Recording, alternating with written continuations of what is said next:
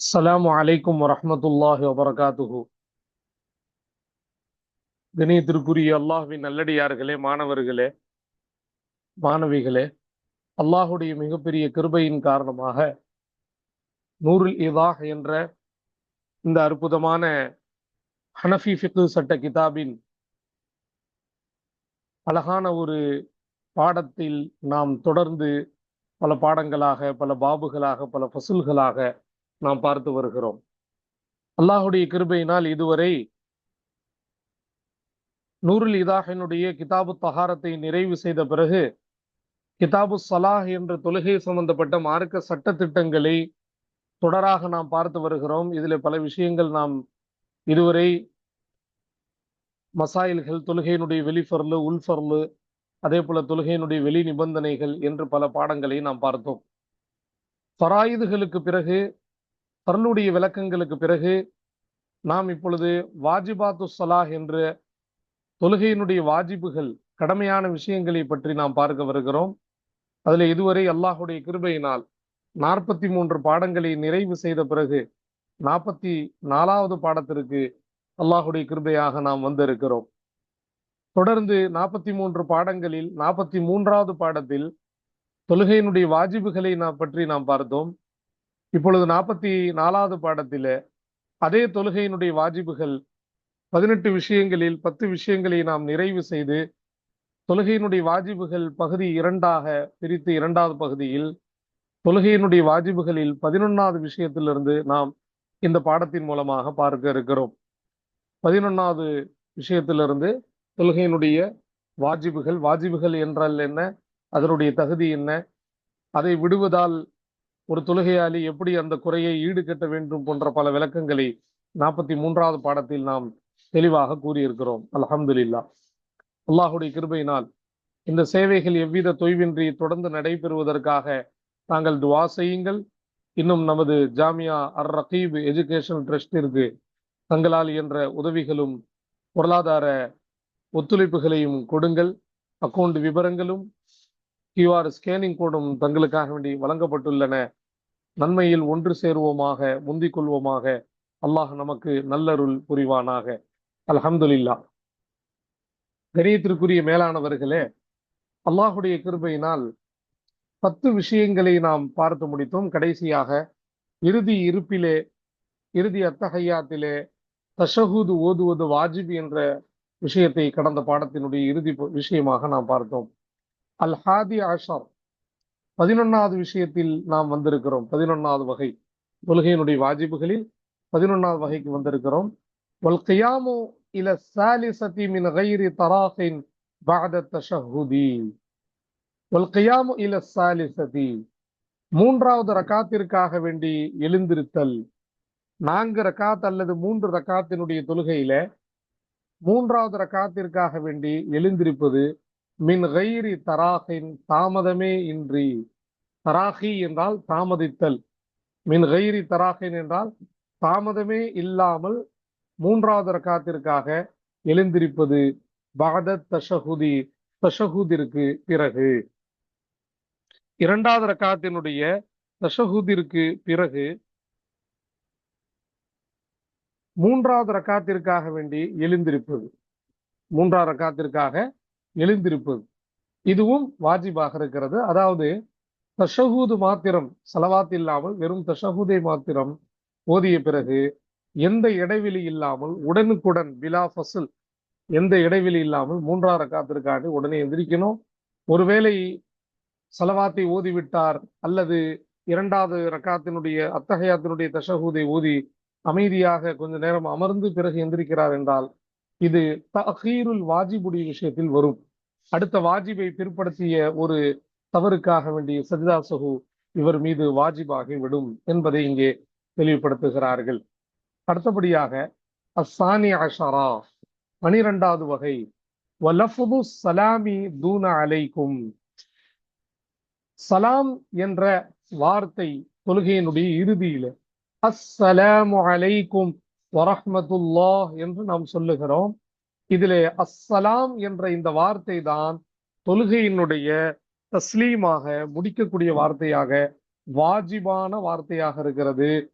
தூன அலைக்கும், அலைக்கும் என்பது அல்லாமல், அலைக்கும் என்று சொல்வதும் வரஹ்மத்துல்லாஹ் என்று சொல்வதும் வாஜிபுடைய லிஸ்டிலே அது சேராது, அது வாஜிபுல வராது.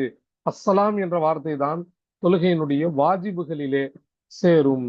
இந்த அஸ்ஸலாம் என்ற வார்த்தையை விடும் பொழுது தருக்குல் வாஜிபு, வாஜிபை விட்ட ஒரு தவறுக்காக சர்தா சஹு அவசியமாகிவிடும். எனவே அஸ்ஸலாம் என்ற வார்த்தை வாஜிபாக இருக்கிறது.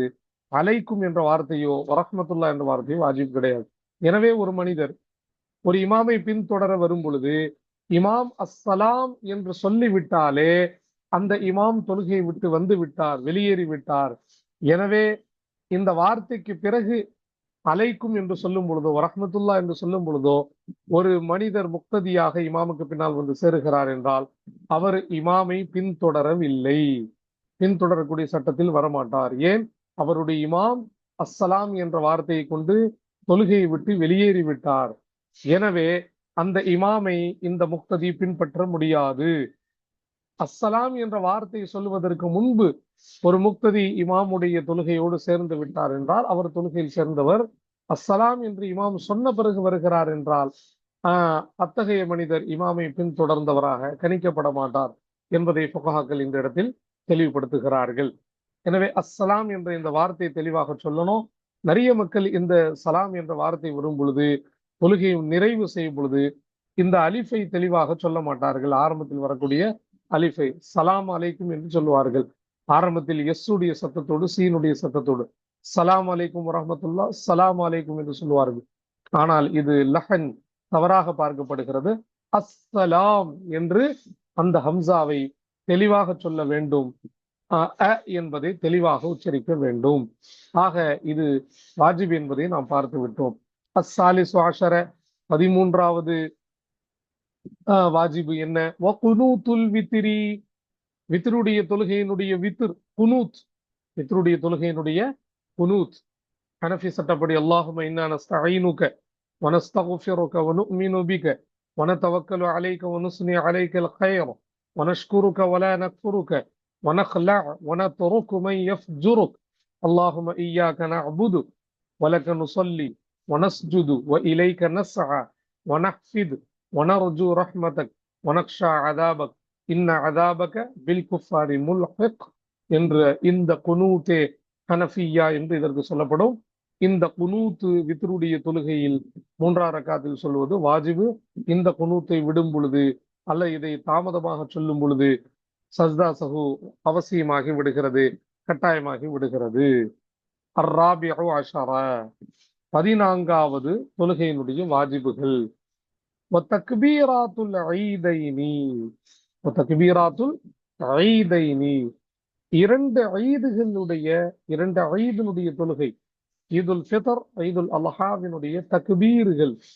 எந்த தக்பீர்கள் கவனமாக பார்க்கிறோம்?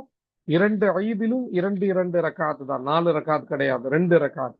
அந்த 2 ரக்காத்தினுடைய முதல் ரக்காத்திலே 3 தக்பீர்கள் கிராத்திற்கு முன்பு, 2வது ரக்காத்திலே 3 தக்பீர்கள் கிராத்திற்கு பின்பு, ருக்குவிற்கு முன்பு.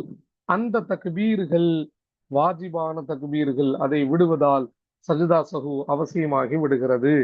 எனவே 2 பெருநாட்களுடைய தக்பீர்கள் மிக கட்டாயமான வாஜிபுடைய அந்தஸ்தில் வருகிறது. அந்த 3 என்ற 6 தக்பீர்கள் ஜவாயித், இதற்கு தக்பீராத்து ஜவாயித் என்பதாக சொல்லப்படும் அதிகப்படியான தக்பீர்கள் அவசியமாக ஆகிவிடுகிறது. அல்ஹாமிசு அஷர, 15வது ஒரு வகை, 15வது வாஜிப். 18 வாஜிபுகளில் 15வது வாஜிபிற்கு நாம் வந்து விட்டோம். அப்ப நம்ம பார்க்கிறோம், وتعيين التكبير لافتتاح كل صلاة لا صلاة العيدين خاصة. இந்த இடத்துல 12வது பாடத்தில் ஒரு முக்கியமான விஷயத்தை நாம் நினைவு கொள்ள வேண்டும். நான் அந்த இடத்தில் கூற மறந்து விட்டேன், இப்போது தெளிவுபடுத்துகிறோம். இந்த சலாம் தொழுகையை நிறைவு செய்யும் போது சலாம் என்பது ஏற்கனவே நம்ம சொன்ன மாதிரி வாஜிபு. சரி, முதல் சலாம் வாஜிபு, 2வது சலாம் இடது பக்கமாக சலாம் சொல்லுகிறோம், அதுவும் வாஜிபானா? ஹனஃபி ஃபிக்ஹினுடைய ஃபத்வாவின் படி 2வது சலாமும் 2வது இடது பக்கம் நாம் திரும்பி சொல்லக்கூடிய சலாமும் வாஜிபும் தான். அங்கேயும் அஸ்ஸலாம் என்ற வார்த்தை வாஜிப், அலைக்கும் என்பது வாஜிபு கிடையாது. அப்ப இந்த விஷயத்தை நாம் தெளிவுபடுத்துறோம். வலப்பக்கம் சொல்லப்படக்கூடிய சலாமும் இடப்பக்கம் சொல்லக்கூடிய சலாமும் இரண்டும் வாஜிபாக பார்க்கப்படுகிறது. சரி, இப்போ வருவோம். 15வது சூரத் என்ன சொல்றாங்க? வத்தஅயீனு தக்பீரி லிஇஃப்திதாஹி குல்லி ஸலாத்தின் லா ஸலாத்தில் ஈதைனி காஸத்தன். தக்பீர் என்ற வார்த்தையை குறிப்பாக்கி வைப்பது. லிஇஃப்திதாஹி குல்லி ஸலாத்தின், ஒவ்வொரு தொழுகையினுடைய ஆரம்பத்திற்காக, ஒவ்வொரு தொழுகையினுடைய ஆரம்பத்திற்காக தக்பீர் என்ற வார்த்தையை குறிப்பாக்கி வைக்கணும். லா ஸலாத்தில் ஈதைனி, ஈதைனுடைய தொழுகைக்காக இல்ல. லா அத்தஈனு லி ஸலாத்தில் ஈதைனி, ஈதையினுடைய தொழுகைக்காக வேண்டி ஹாசத்தன் குறிப்பாக இல்லை, மாறாக எல்லா தொழுகையினுடைய துவக்கத்திற்காக தக்பீர் என்ற அல்லாஹு அக்பர் அப்படிங்கிற வார்த்தை தான் நாம சொல்லி ஆகணும். அல்லாஹுவை பெருமைப்படுத்தக்கூடிய அல்லாஹு அஅதம், அல்லாஹு அஜல் போன்ற வார்த்தைகளை பயன்படுத்தக்கூடாது. ஒருவேளை ஒருவர் அல்லாஹு அக்பரை விட்டுட்டு அல்லாஹு அஅதம் என்று சொல்வதோ அல்லது அல்லாஹு அஜல் என்று சொல்வதோ அப்படி சொல்லிவிட்டால் கடைசியில் சஜ்தா சஹு செய்வதால் அந்த தவறை ஈடுகட்டலாம்.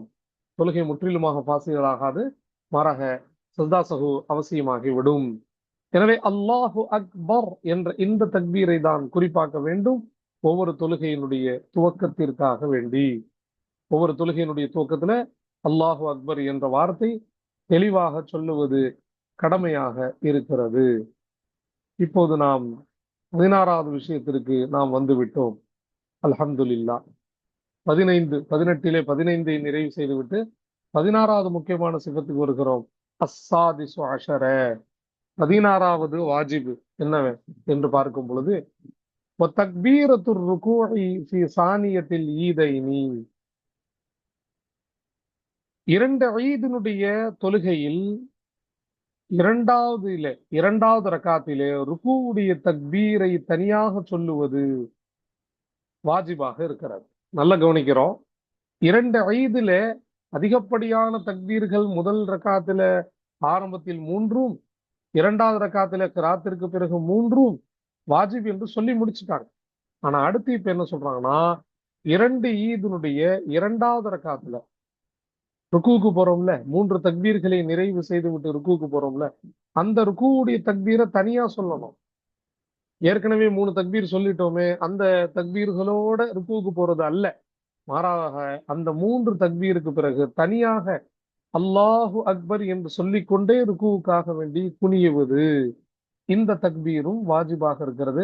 நிறைய பேர் நினைச்சுக்கலாம், ஏற்கனவே 3 தக்பீர் சொல்லி இருக்கிறோமே, அந்த தக்பீரோட நம்ம ருக்குவுக்கு போயிடலாமே. இல்லை, அந்த 2வது ரக்காத்தினுடைய ருக்குவுடைய தக்பீர் தனிப்பட்ட வாஜிப். ஒருவேளை ஒருத்தர் குனியும் போது அல்லாஹு அக்பர் என்பதை மறந்து விட்டால் அவர் தர்க்க வாஜிபை விட்டதற்காக அவர் சஜ்தா சஹு கடமையாகிறது. எனவே அந்த ருக்குவுடைய தக்பீரும் இந்த இடத்துல மிக முக்கியமான ஒன்றாக இருக்கிறது. அஸ்ஸாபிஉ அஷர, 17வது ஒரு வாஜிபு வஜஹருல் இமாமி, இமாம் சத்தமாக கிராத் ஓதுவது, ஜஹர் செய்வது, அதாவது ஜஹருல் கிராஅத்தி, கிராஅத்தை சத்தமாக ஓதுவது. எந்த நேரத்தில், எந்த தொழுகையில், எந்த ரக்காத்தில் கிராத் சத்தமாக ஓதணும் இமாம்? முதோ இது இது கிராத் சத்தமாக ஓத வேண்டிய முதல் விஷயம் இது பி கிராஅத்தில் ஃபஜ்ரி, ஃபஜருடைய தொழுகையின் கிராத்தை கொண்டு ஃபஜருடைய முழு 2 ரக்காத்திலும் கிராத்தை சத்தமாக ஓதுவது வாஜிபு. மெதுவாக ஓதினால் யாரு? இமாம், மற்றவர்கள் அல்ல, தனியாக தொழுபவர் அல்ல. இமாம் கிராத்தை சத்தமாக ஓதவிட்டால் சஜ்தா சஹு வாஜிப் ஆகிவிடும். 2வது, எந்த தொழுகையில் சத்தமாக ஓத வேண்டும்? இதோ பாருங்கள். வஊலயில் இஷாஐனி வலவ் கதாஅன், வஊலயில் இஷாஐனி நம்ம படிக்கிறத கவனிக்கிறோம். ஊலயை நீ அப்படின்னு இருந்துச்சு இந்த வார்த்தை. எப்படி? ஊலயை நீ தஸ்னியா, முதல் 2 ரகாத் அப்படின்னு அர்த்தம். தஸ்னியாவுடைய நூன் இது இலாஃபத்தின் காரணமாக, இது ஊலா முலாஃபு இஷாயின் முலாஃபிலே இலாஃபத்தின் காரணமாக இந்த இடத்துல நூன் போக்கப்பட்டது. போக்கிய நூனுக்கு பிறகு யாவுக்கு சுக்குன் கொடுக்கப்பட்டது. சுக்கூனை கொண்டு இங்கே வாசிக்க இயலாது. ஏன்னா அடுத்த சுக்கூன் வர்றதுனால, அதனால கஸ்ரா கொடுத்திருக்கிறாங்க. இதுதான் நம்ம படிக்கிறோம். வஊலயில் இஷாஐனி, இரண்டு இஷாவினுடைய முதல் இரண்டு ரக்காத் அப்படின்னா மக்ரிப் இஷான் ஆகும். இஷாஐன் அப்படின்னா மக்ரிப் இஷாவுக்கு ஃபுகஹாக்களுடைய இஸ்திலாஹ்ல இஷாஐன் சொல்லுவாங்க. இரண்டு இஷா, அதாவது மக்ரிப் இஷா. மக்ரிப் மேலும் இஷாவினுடைய முதல் இரண்டு ரகாத்திலே ஜஹருல் இமாம், இமாமுடைய சத்தமான கராத் வாஜிபாகும். பிந்தி இரண்டு ரக்காத்துல வாஜிப் இல்ல, முதல் இரண்டு ரக்காத்தில் வாஜிபாகும். மக்ரிப் மேலும் இஷாவுடைய முதல் இரண்டு ரகாத். வலோ கதாஅன், அது கதாவாக இருந்தாலும் சரியே, அந்த மக்ரிப் மேலும் இஷாவை தாமதப்படுத்தி வேறொரு வக்திலே தொழுதாலும் அந்த இஷாவுடைய முதல் இரண்டு ரகாத்திலும் அதே போல் ஃபஜ்ருடைய இரண்டு ரகாத்திலும் கதாவாக இருந்தாலும் கிராத்தை சத்தமாக ஓதுவது வாஜிபாக இருக்கிறது. கதாவாக இருந்தாலும் கதாவாக இருந்தாலும் சத்தமாக ஓத வேண்டிய சட்டம் ஒன்றுதான். சத்தமாக ஓதுவது வாஜிபாக இருக்கிறது. மூன்றாவது பகுதி வல் ஜுமாதி, வல் ஜுமாதி ஐ பிக்ராஅத்தில் ஜுமாதி, ஜுமாவுடைய கிராத்தை கொண்டு சத்தமாக ஓதுதல் இமாம். ஜுமாவுடைய இரண்டு ரகாத்திலும் கிராத்தை சத்தமாக ஓதுவது வாஜிபாக இருக்கிறது. நாலாவது சத்தமாக ஓத வேண்டிய தொழுகை வல் ஈதைனி, இரண்டு ஈதினுடைய தொழுகையில் இரண்டு ஈதினுடைய கிராத்தை கொண்டு சத்தமாக்குதல். இரண்டு ஈதிலையும் ரெண்டு ரெண்டு ரகாத், ரெண்டு ரகாத்திலையும் கிராத்தை என்ன செய்யணும்? சத்தமாக ஓத வேண்டும். இதுவும் மிக முக்கியமானது. ஈதினுடைய தொழுகையில் ஜஹரை கிராத்தை சத்தமாக ஓதவிட்டால் தர்க்கே வாஜிபினுடைய தவறு ஏற்படும். வாஜிபை விட்டதற்கான தவறு சஜ்தா சஹு வாஜிபாகி விடுகிறது. ஆஹா, ஐந்தாவது பாயிண்ட், எந்த தொழுகையில சத்தமாக ஓதணும்? வத்தராவீஹி, ரமதானுடைய மாதத்தினுடைய தராவீஹினுடைய எல்லா ரகாத்துகளிலும் ஜஹருல் இமாம், இமாமுடைய சத்தமான கிராத் வாஜிப் ஆகும். தராவீஹ், தர்வீஹத்தினுடைய பன்மை தராவீஹ். தராவீஹ் சம்பந்தப்பட்ட பாடங்கள் தனியாக நமக்கு இந்த கிதாபில் வழங்கப்பட இருக்கின்றன இன்ஷா அல்லாஹ். அதில் நாம் தராவீஹினுடைய முழு சட்டங்களை பார்ப்போம். இங்கே கிராத்தினுடைய சம்பந்தப்பட்டு வர்றதுனால இங்கே அதை பத்தி பேச ஆரம்பிச்சிட்டாங்க. தராவீஹினுடைய எல்லா ரகாத்துகளிலும் கிராத் ஜஹரன் சத்தமாக வாஜிபாகும். வல் வித்ரி ஃபீ ரமதான, ஆறாவது பாயிண்ட் வா, ஆறாவது பாயிண்ட், ரமதானுடைய மாதத்தில் வித்ருடைய தொழுகையில் எல்லா ரகாத்துகளிலும் கிராத்து வாஜிபாகும். மற்ற மாதத்தினுடைய வித்திரில் இந்த கிராத்தினுடைய ஜஹர் வாஜிப் இல்லை, சத்தமாக ஓதுவது வாஜிப் இல்லை. ஆனால் ரமதானுடைய வித்திரு ஜமாத்தோடு இருக்கிறதுனால அந்த ஜமாத்திலே அந்த வித்ருடைய கிராத்து ஜஹரன் சத்தமாக வாஜிபாகி விடுகிறது. அல்ஹம்துலில்லாஹ். அடுத்து நாம் பார்க்கிறோம் 18வது விஷயம், வல் இஸ்ராரு. அஸ்ராருன்னு படிச்சிடக்கூடாது, வல் இஸ்ராரு, சத்தத்தை குறைத்து ஓதுவது, சத்தமின்றி ஓதுவது. அல் கிராஅத்து பில் இஸ்ரார், சத்தமின்றி கிராத் ஓதுவது. எந்த தொழுகையில? ஃபில் லுஹுரி, பொதுவாக லுஹருடைய தொழுகையில. வல் அஸ்ரி, அசருடைய தொழுகையில சத்தமாக ஓதக்கூடாது. சத்தமாக ஓதுவதால் சஜ்தா சஹு வாஜிபாகும். மூணாவது பாயிண்ட், வஃபீமா பஅத ஊலயைல் இஷாஐனி, வஃபீமா பஅத ஊலயைல் இஷாஐனி, மக்ரிப் இஷாவினுடைய முதல் இரண்டு ரகாத்திற்கு பிறகுள்ள ரகாத்துகளில, மக்ரிப்ல மூணாவது, இஷால மூணாவது, நாலா ரகாத்துல கிராத்தை மெதுவாக ஓதுவது வாஜிப் ஆகும். தால், நாலாவது பாயிண்ட், ஒனஃபிலின் நஹாரி, பகலுடைய நஃபில் தொழுகையிலே கிராத்தை மெதுவாக ஓதுவது வாஜிப் ஆகும். பகலுடைய நஃபிலான தொழுகைகள்ல கிராத்தை என்ன செய்யணும்? மெதுவாக ஓதுவது வாஜிப் ஆகும். பகலுடைய நஃபில்கள்ல சத்தமாக ஓதக்கூடாது என்பதை இந்த இடத்தில் தெளிவுபடுத்துகிறார்கள். அடுத்து சொல்றாங்க, வல் முன்ஃபரிது, தனியாக தொழக்கூடிய மனிதர், தனியாக தொழக்கூடிய மனிதர், முஹய்யருன், மஃஊலாக படிக்கணும், முஹய்யிருன் இல்ல, முஹய்யருன் பிஃபதஹில் யா, யாவுடைய ஃபதஹாவைக்குள் இஷ்டம் வழங்கப்படுகிறது அவனுக்கு, தனியாக தொழக்கூடியவனுக்கு. எதுல? ஃபீமா யஜ்ஹரு, சத்தமாக தொழ வேண்டிய தொழுகையில அவருக்கு என்ன கொடுக்கப்பட்டிருக்கு? இஷ்டம் வழங்கப்பட்டிருக்கிறது. சத்தமாகவும் ஓதலாம், மெதுவாகவும் ஓதலாம். கமுதனஃபிலின் பில்லைலி, இரவு நேரத்திலே நஃபில் தொழக்கூடியவனை போல. இஸ்ம ஃபாயில் முத்தனஃபில். ஃபீமா யஜ்ஹரு, குவ முன்ஃபரிதை பார்த்து பாருங்க. இந்த தமீர் முன்ஃபரை பார்த்துக்கிறது. அவன் சத்தமாக ஓதக்கூடிய தொழுகையில் அவனுக்கு இஷ்டம் கொடுக்கப்பட்டிருக்கு. எது மாதிரி? இரவு நேரத்தில் நஃபில் தொழக்கூடியவனை போல. இரவு நேரத்தில் நஃபில் தொழக்கூடியவன் எப்படி சத்தமாக ஓதுவதும் மெதுவாக ஓதுவதும் இரண்டும் அனுமதிக்கப்பட்டிருக்கிறதோ அதே போல் இவருக்கும் அனுமதி வழங்கப்பட்டிருக்கின்றன. சத்தமாகவும் ஓதலாம், மெதுவாகவும் ஓதலாம். அடுத்த ஒரு சிறிய தலைப்பு கொடுக்குறாங்க. தருக்கு சூரதி அவில் ஃபாத்திஹதி, ஏதேனும் லம்மு சூறாவை விடுவது அல்லது ஃபாத்திஹாவை விடுவது.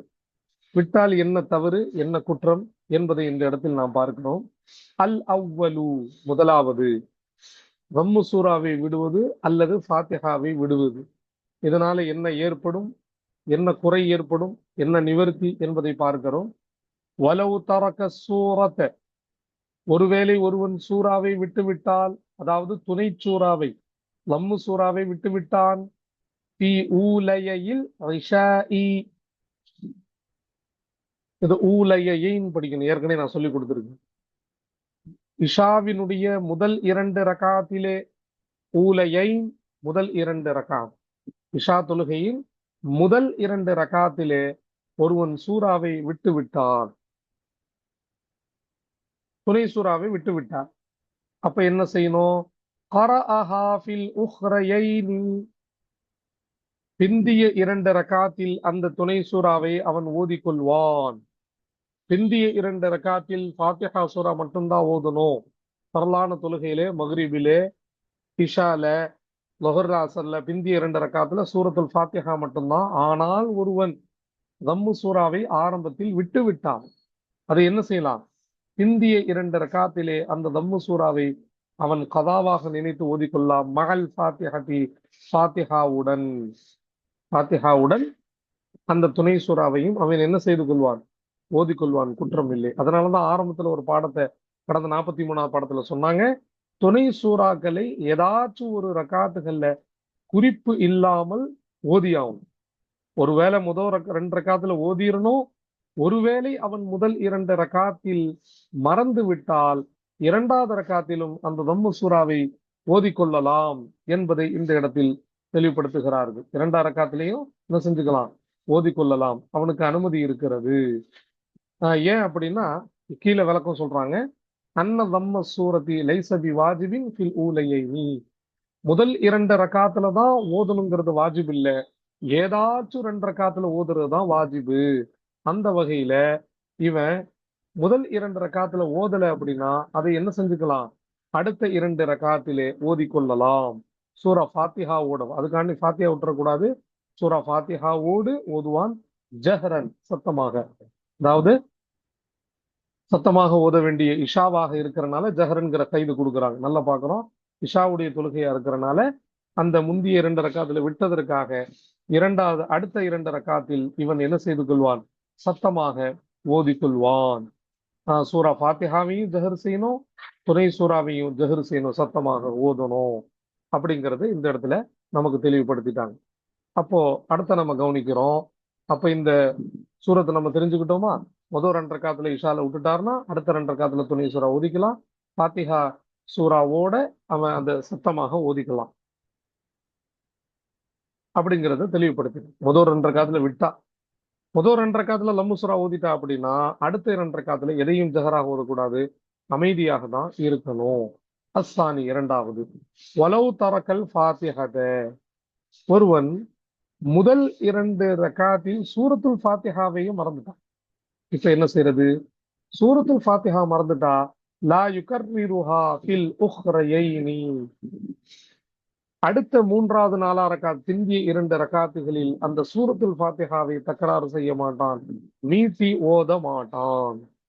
அதாவது இந்த தம்மு சூறாவுடைய சட்டம் இந்த ஃபாத்திஹாவுக்கு கிடையாதுங்கிறத நம்ம தெளிவாக புரியணும். முதல் 2 ரகாத்துல ஃபாத்திஹா விட்டுட்டா அடுத்த 2 ரகாத்துல அது என்ன செய்யக்கூடாது? தக்கராறு செய்யக்கூடாது, மீட்டி மீட்டி ஓதக்கூடாது. சூரத்துல் ஃபாத்திஹாவுடைய ஜஹருடைய சட்டம் முதல் 2 ரகாத்துக்கு மட்டும்தான், பிந்திய 2 ரகாத்துக்கு கிடையாது. அதனால பிந்திய 2 ரகாத்துல அது தக்கராறு செய்யக்கூடாது. மாறாக சஜிதா சகுவும் இவன் செய்வான். இந்த ஃபாத்திஹாவை முதல் 2 ரக்காத்தில் விட்டதின் தவறுக்காக கடைசியில் சஜ்தா சஹு வாஜிபாகிவிடும். சஜ்தா சஹு செய்யலனா அந்த தொழுகையே ஃபாசிதாகிவிடும். மீண்டும் அந்த தொழுகையை மீட்டி தொழுவது அவசியமாக இருக்கிறது என்பதை இங்கே நமக்கு தெளிவுபடுத்துகிறார்கள். அல்ஹம்துலில்லாஹ். இந்த பாடத்தில் ஃபுகஹாக்களுடைய இன்னொரு விளக்கத்தை நாம நூருல் இதாஹனுடைய விளக்க உரைகளில் நாம் பார்க்கிறோம். சூரா ஃபாத்திஹா 2 தடவை ஓதுறது அப்படிங்கிற ஒரு பாயிண்ட கொண்டு வராங்க. சூரத்துல் ஃபாத்திஹாவை 2 தடவை ஓதுனா சஜ்தா சஹு வாஜிபேறு. ஏன் அடுத்து தம்மு சூரா ஓத வேண்டிய அந்த வாஜிபை இவன் பிற்படுத்தியதற்காக 2 தடவை சூரத்துல் ஃபாத்திஹா ஓதுனா கடைசியில் சஜ்தா சஹு வாஜிபாகிவிடும். அதே போல அடுத்த விஷயத்தை பார்க்கிறோம். 2 சஜ்தாவுக்கு மத்தியில தெளிவாக அமர்தல், சுக்கூனோடு நிம்மதியாக அமர்தல் வாஜிபாக இருக்கிறது. அது இந்த இடத்துல நம்ம கவனிக்கணும். அதே போல 2 வாஜிபான 2 அமல்களை தொடராக நாம செய்யணும். இடையில எந்த அமலை கொண்டு வித்தியாசப்படுத்திடக்கூடாது, பிரிவினை ஏற்படுத்தக்கூடாது. உதாரணமாக ஒரு ரக்காத்துல 2 ருக்கு செய்யறது, ஒரு ரக்காத்துல 3 சஜ்தா செய்யறது அப்படின்னா தர்த்தீபில் மாற்றத்தை கொண்டு வருகிறார், அடுத்த வாஜிபை தாமதப்படுத்துகிறார் என்பதற்காக ஒரே ரக்காத்துல 2 ருக்கு செய்யறதுனாலையும் ஒரே ரக்காத்துல 3 சஜ்தாக்கள் செய்யறதுனாலையும் சஜிதா சஹு அவசியமாகிவிடும் என்பதை தெளிவுபடுத்துகிறார்கள். அல்ஹம்துலில்லாஹ். தொழுகையினுடைய வாஜிபாத்துகளை நாம் நிறைவு செய்து விட்டோம். அல்ஹம்துலில்லாஹ். அஸ்ஸலாமு அலைக்கும் வரஹ்மத்துல்லாஹி வபரகாத்துஹு.